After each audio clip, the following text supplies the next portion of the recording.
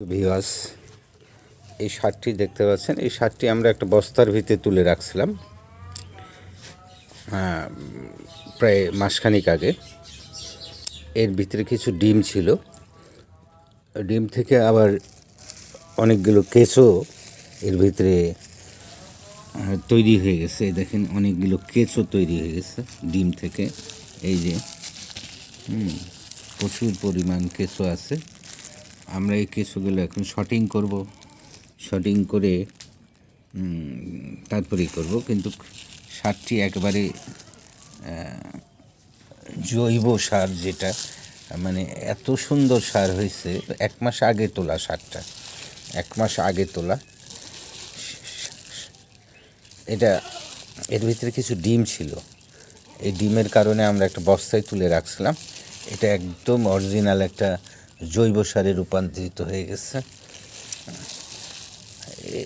এটা দেখেন, কত সার, কত কেঁচো, কত কেঁচো আমরা এখানে দেখতে পাচ্ছি। এটা এর চাইতে আর উন্নত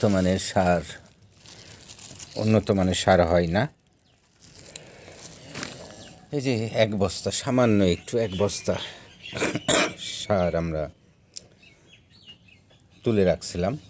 কিছু ডিম ছিল, এটা আবার বাচ্চা ফুটাইছে, কিছু আবার বাচ্চা ফুটাইছে। আমরা জানতাম যে ডিম থেকে বাচ্চা হবে, সেই প্রসেসিংয়ে আমরা রাখছিলাম। তা যাই হোক, আমাদের জৈব সার আমরা প্রস্তুত করছি জৈব সার। এই যে এগুলো জৈব সার। আপনাদের যদি জৈব সারের প্রয়োজন হয়ে থাকে, এই যে দেখেন,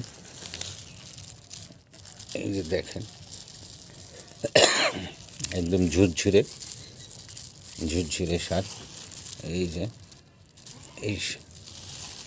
এইটা একদম